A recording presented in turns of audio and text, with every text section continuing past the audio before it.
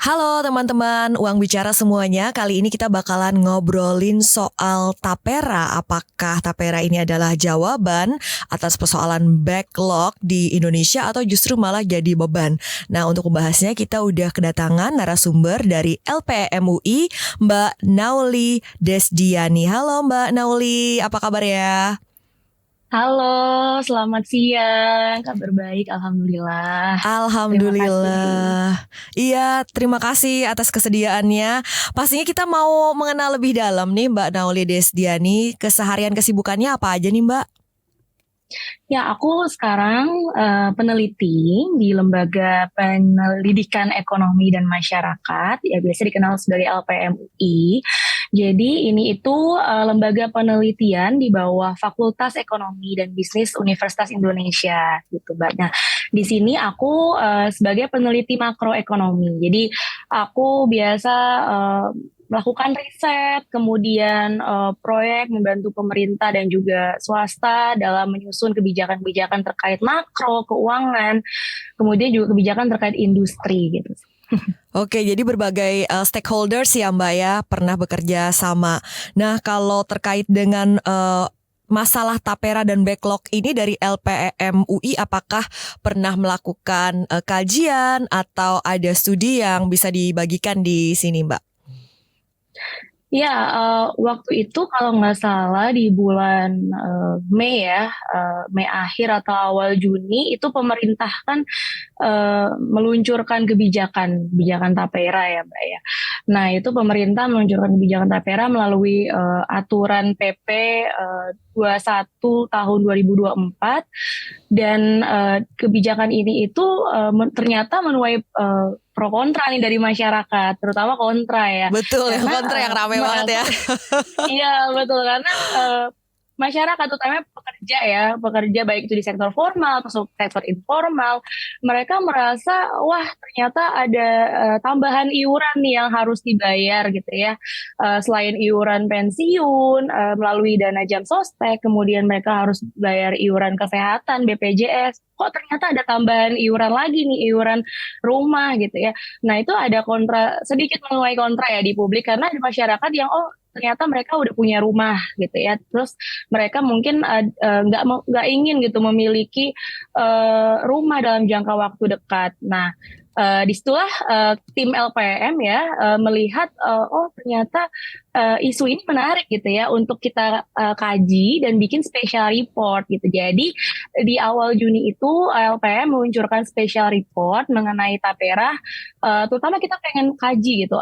Bisakah si program tapera ini efektif gitu ya, benar-benar efektif untuk mengatasi kesenjangan penyediaan perumahan di Indonesia atau malah justru menjadi beban gitu bagi masyarakat gitu, Mbak. Oke, hasil kajiannya key takeaways dari apa yang sudah dilakukan oleh teman-teman LPM UI ini seperti apa Mbak Nauli? Key takeaways-nya ini sebetulnya ya program tapera ini ternyata bukanlah satu-satunya solusi alternatif gitu ya untuk menyelesaikan masalah perumahan yang ada di Indonesia karena masalah perumahan Indonesia itu sangat kompleks. Kita itu memiliki angka backlog. Backlog ini adalah kesenjangan antara kebutuhan dan pasokan rumah gitu. Nah, indikator backlog kita itu sangat tinggi angkanya di tahun 2023 itu mencapai 12,7 juta gitu. Meskipun udah turun drastis dari tahun 2010 ya di angka kisaran 13,6 juta, tapi memang masih relatif tinggi. Nah, jadi karena tingginya angka backlog ini pemerintah itu tidak bisa gitu memberikan solusi ya udah kita luncurkan program tapera iuran dengan cost sharing di mana masyarakat itu membayar iuran wajib sifatnya dan juga ditanggung juga sebagian oleh pemberi kerja. Itu tidak bisa gitu, itu bukan solusi, satu-satunya solusi gitu ya untuk mengatasi kesenjangan backlog di Indonesia. Tetapi pemerintah itu perlu melakukan berbagai kebijakan terkait rumah lainnya gitu secara terintegrasi gitu ya. Oke, jadi butuh solusi terintegrasi. Kalau dari hasil kajian ini, apa aja sih identifikasi akar masalah perumahan di Indonesia selain backlog tadi? Nah, sebetulnya backlog itu yang paling krusial ya. Iya, Tadi betul. kan 12,7 juta Mm-mm. unit backlog perumahan di Indonesia, dan ini 90%-nya itu dikontribusi oleh masyarakat berpenghasilan rendah dan pekerja informal gitu ya. Mm-mm. Nah, ini kenapa angka backlog itu tinggi? Karena terjadi mismatch gitu, Mbak. Mm-mm. Jadi di satu sisi terdapat kelebihan perumahan, oversupply housing, tapi di sisi lain juga itu terjadi kekurangan uh, penawaran rumah dengan harga terjangkau. Jadi ibaratnya undersupply affordable housing. Oke. Nah, jadi harga jual rumah itu sebetulnya nggak seimbang dengan daya beli masyarakat di Indonesia. Di mana biasanya developer itu mematok harga rumah yang layak itu relatif mahal, belum lagi ditambah dengan inflasi, harga bangunan, kemudian juga suku bunga kredit yang mahal, KPR gitu Mm-mm. kan. Jadi masyarakat itu masih belum terjangkau gitu untuk membeli rumah terutama di kota ya, di pusat kota. Kemudian juga harga beberapa rumah di kota-kota besar di Indonesia seperti misalkan Jakarta ya, Bandung, Medan itu relatif sangat-sangat tinggi, terutama di Medan itu menjadi kota dengan angka rumah yang paling tinggi di Indonesia, di mana harga rumah itu sekitar 23 kali pendapatan tahunan masyarakatnya gitu ya. Nah, kemudian di Jakarta sendiri juga ternyata Jakarta itu menjadi provinsi dengan kepemilikan rumah terendah di Indonesia, Mbak. Gitu. Iya. Nah, jadi rumah layak huni di Jakarta itu masih sangat rendah. Mm-mm. Jadi sekitar 63% rumah yang ada di Jakarta itu masih terkategori kurang layak huni gitu, tidak layak huni bahkan. Iya, Gitu kan. betul. Karena masyarakatnya itu biasanya lebih memilih tinggal dengan orang tua, kemudian kalaupun mereka ingin memiliki rumah tapak ya karena tidak mampu untuk membeli rumah yang dari developer, itu mereka membangun sendiri di beberapa area di Indonesia, beberapa area di Jakarta, sehingga ada ya ibaratnya area slum ya di Jakarta itu semakin tinggi gitu. Jadinya ilegal sebenarnya ya. Iya, ilegal gitu. Oke. Kemudian juga terjadi juga di Indonesia itu sebetulnya ada fenomena urban sprawl. Jadi misalkan di Jakarta itu kan sebagai pusat kota ya. Betul. Nah, mayoritas masyarakat yang tinggal di Jakarta itu kan kerja di Jakarta, tapi mereka tidak mampu untuk membeli rumah di pusat Jakarta karena harganya udah sangat-sangat tinggi gitu ya.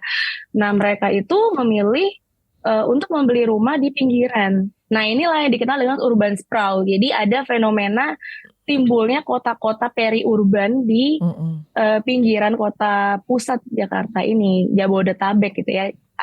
Masyarakat tinggal di Bogor, Depok, Tangerang, Bekasi gitu. Karena mereka merasa harga rumah di peri-urban itu relatif terjangkau dibandingkan di pusat kota. Tapi masalahnya adalah pemerintah atau developer kadang tidak memikirkan konektivitas dari rumah tersebut ke pusat aktivitas perekonomian masyarakat gitu. Jadi kadang rumah yang dibangun itu tidak terintegrasi dengan jalan tol atau tidak terintegrasi dengan public transport gitu. Nah, inilah yang menjadi masalah juga sih sebetulnya, Mbak.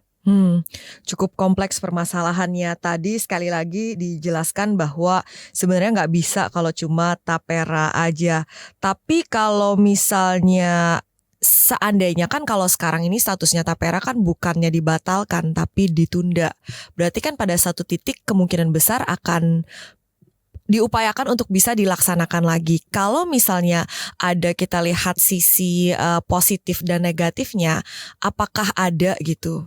Terlepas dari besarnya suara-suara yang menolak tapera ya, tapi apakah ada gitu misalnya hal yang positif dibanding misalnya hal-hal negatif yang disuarakan terkait dengan tapera, biar balance sedikit seperti itu mungkin. Iya, jadi sebetulnya kalau kita lihat ya sisi positifnya, mungkin ya program ini menjadi salah satu solusi bagi masyarakat untuk bisa memiliki rumah, terutama masyarakat berpenghasilan rendah gitu ya. Karena program ini itu kan ditujukan untuk masyarakat berpenghasilan rendah. Pemerintah dan juga masyarakat lainnya ya, membantu gitu ya, iuran cost sharing, membantu untuk menyediakan dana murah dalam jangka panjang yang bisa dimanfaatkan oleh masyarakat berpenghasilan rendah tersebut untuk membeli rumah gitu yang layak gitu ya. Nah, kemudian untuk masyarakat lain yang mungkin sudah memiliki rumah, mereka bisa mengambil iuran tapera itu untuk melakukan renovasi rumah gitu ya.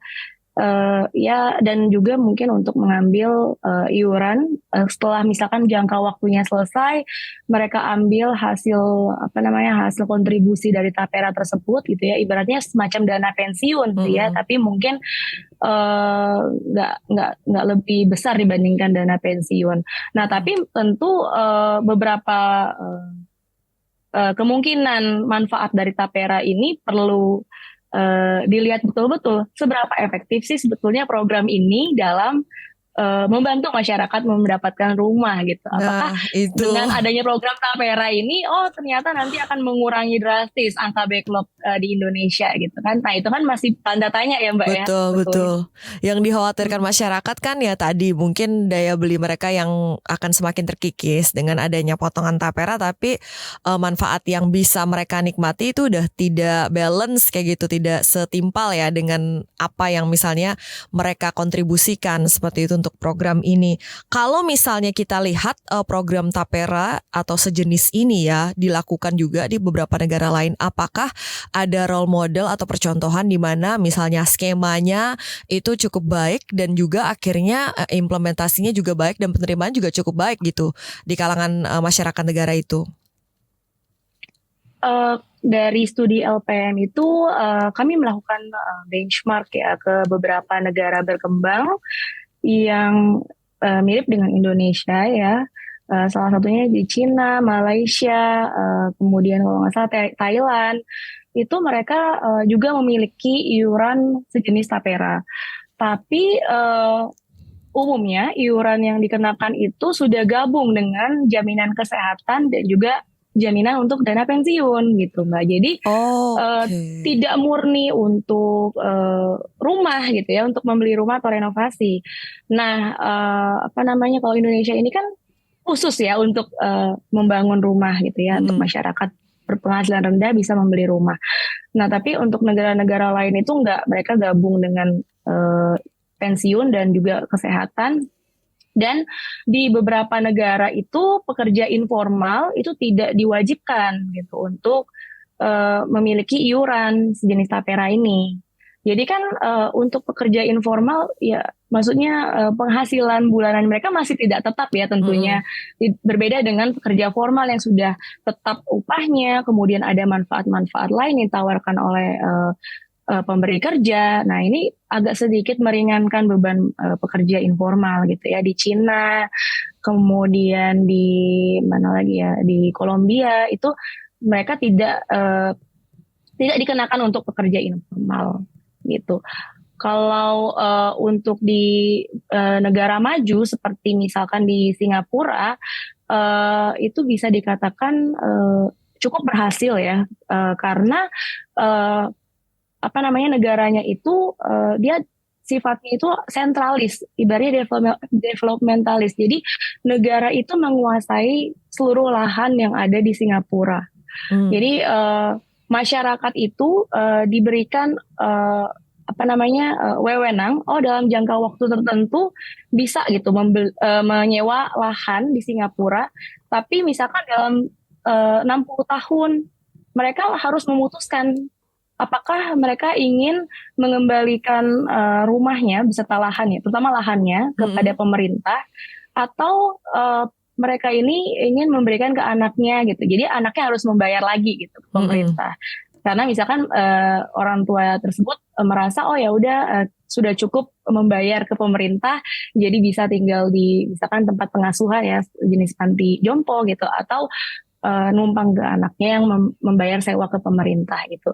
Jadi lebih efektif karena lebih terkontrol gitu mekanisme kebijakannya oleh pemerintah.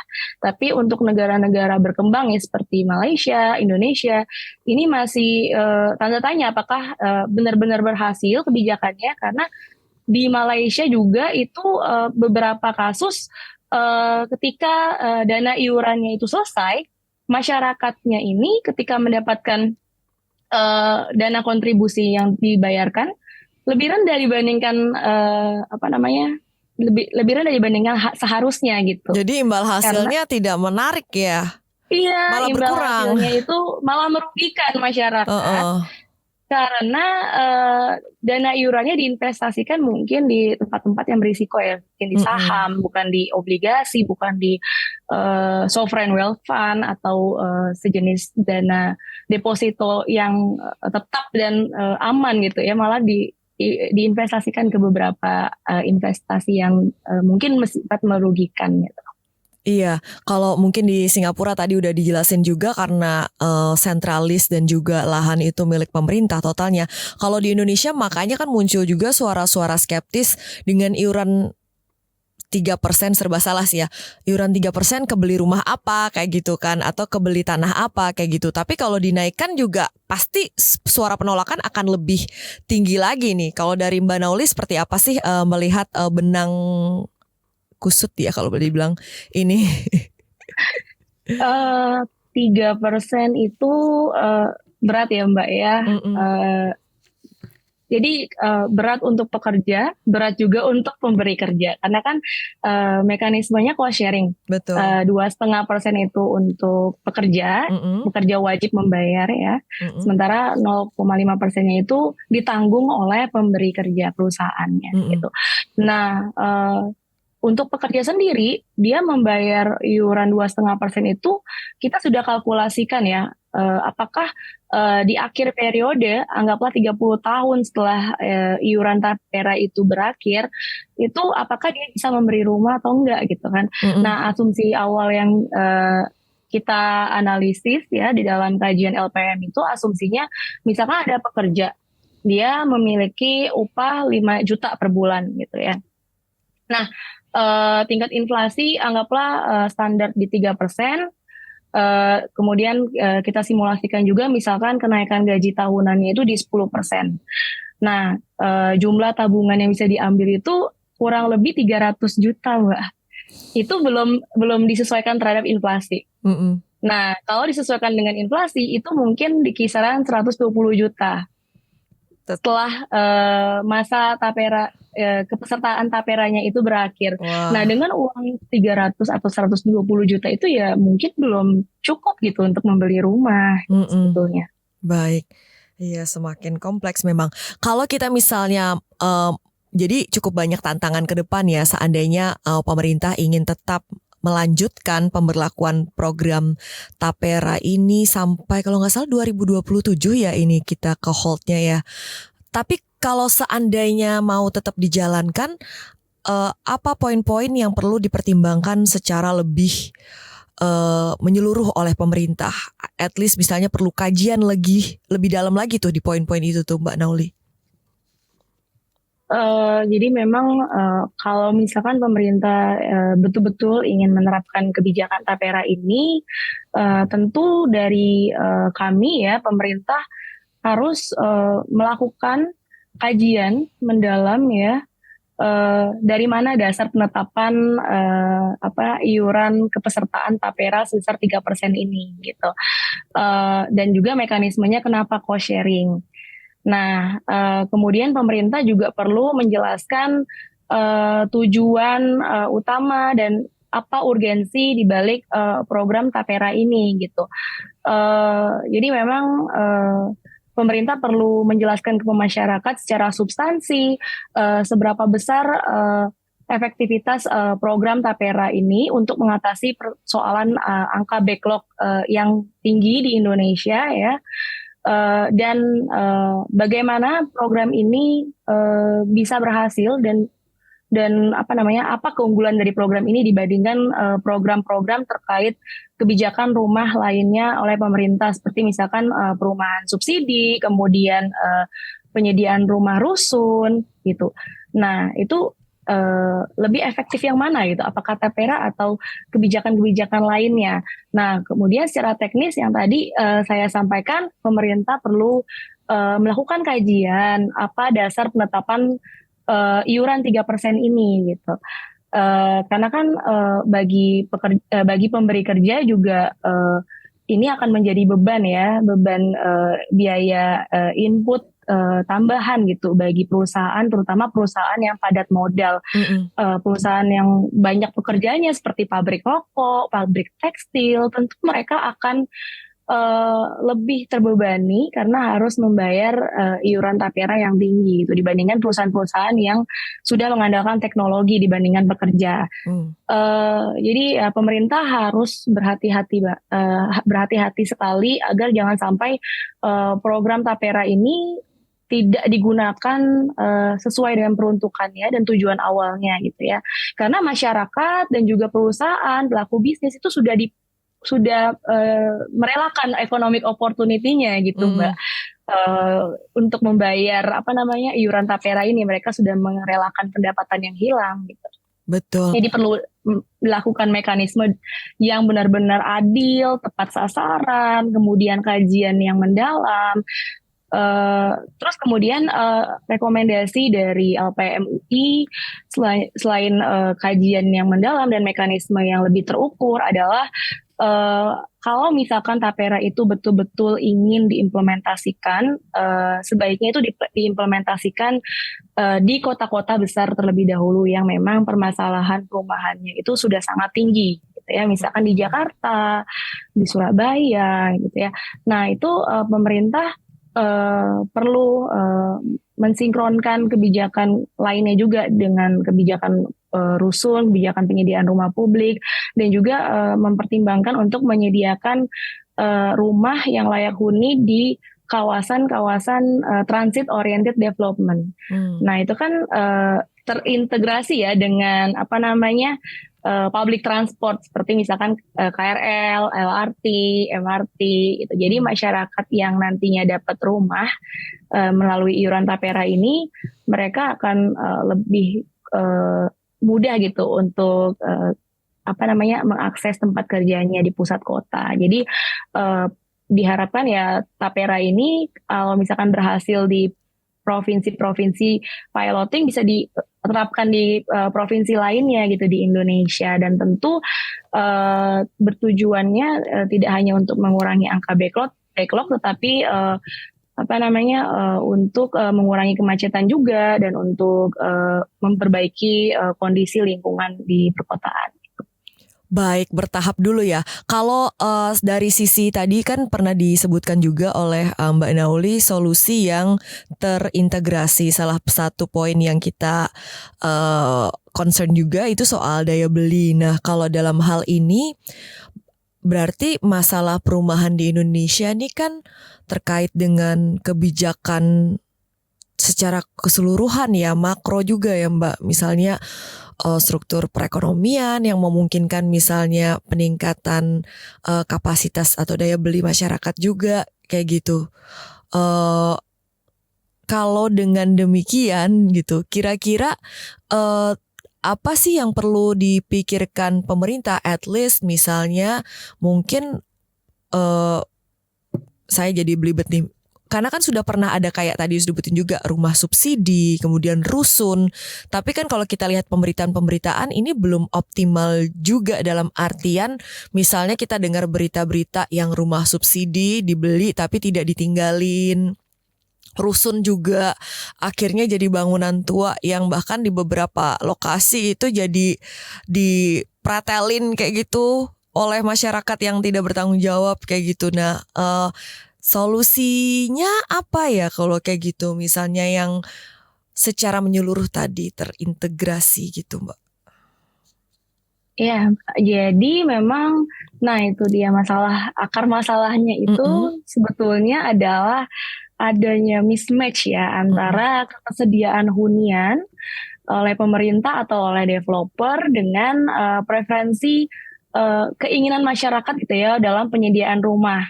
Jadi masyarakat tuh biasanya inginnya rumahnya yang dekat dengan aktivitas kerja mereka, aktivitas mm-mm, perekonomian mereka, mudah dengan akses hiburan, mall, fasilitas publik seperti rumah sakit. Tapi kenyataannya yang tadi Mbak bilang, banyak rumah-rumah subsidi itu yang dibangun di luar Jakarta atau di kota-kota yang sulit dijangkau oleh akses transportasi umum gitu ya. Nah, itu memang ke depan pemerintah harusnya perlu memikirkan bagaimana solusi apa namanya untuk menyediakan hunian yang terintegrasi dengan kebutuhan publik mm. gitu. Jadi pemerintah itu selain ya salah satunya program Tapera itu untuk membantu masyarakat mendapatkan rumah layak, yang perlu dilakukan oleh pemerintah adalah menyediakan rumah terjangkau yang dekat dengan pusat kegiatan masyarakat. Nah, jadi pemerintah bisa melakukan kerjasama, misalkan dengan pemerintah daerah atau dengan developer untuk membangun perumahan publik atau rusun misalnya. Mm-mm. Jadi, developer yang membangun rusun ini akan diberikan insentif perpajakan, misalkan tax allowance gitu ya.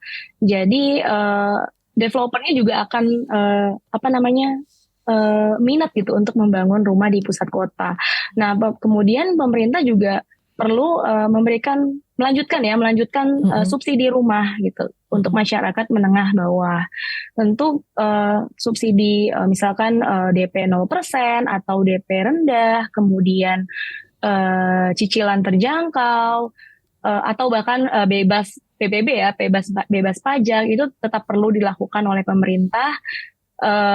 Kemudian apa namanya rusun itu jadi lebih banyak peminatnya kalau Mm-mm. misalkan pemerintah itu memberikan berbagai insentif baik itu perpajakan ataupun non perpajakan tadi gitu.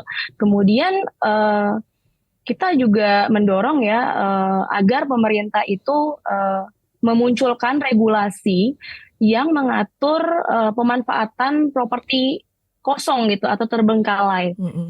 Jadi di beberapa negara, misalnya di Jepang, di Belanda, di US juga itu ya, itu ada regulasi yang mengatur kalau misalkan ada gedung yang sudah lama tidak terpakai dalam jangka waktu tertentu, misalkan 20 tahun, itu akan diambil alih oleh pemerintah.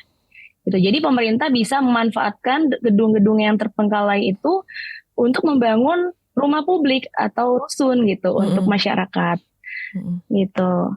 Jadi pemerintah bisa memikirkan kebijakan itu juga. Kemudian tentu opsi lainnya adalah kebijakan yang pro terhadap pemilik rumah apabila dia menyewakan rumahnya dalam jangka panjang gitu.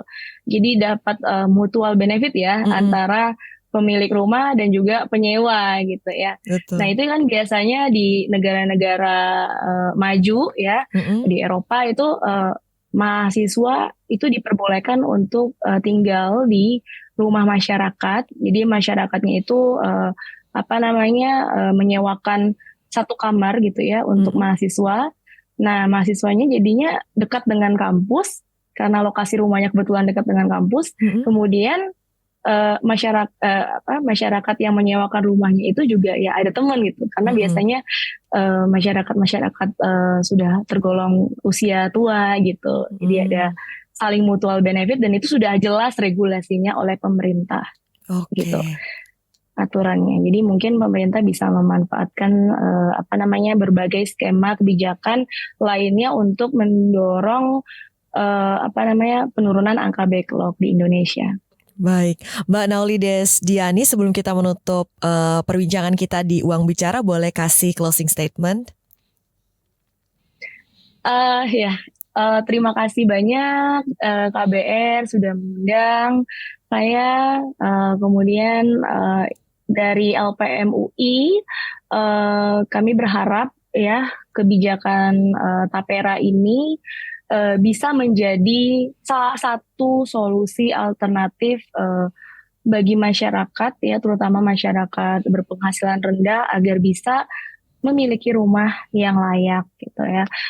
Tentu kami berharap pemerintah bisa benar-benar melakukan kajian apa namanya efektivitas di balik kebijakan ini.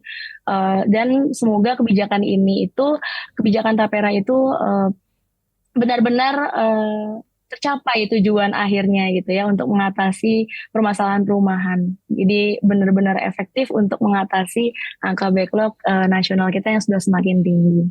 Baik, terima kasih Nauli Desdiani sudah bergabung bersama kami di Uang Bicara. Salam sehat dan sukses selalu.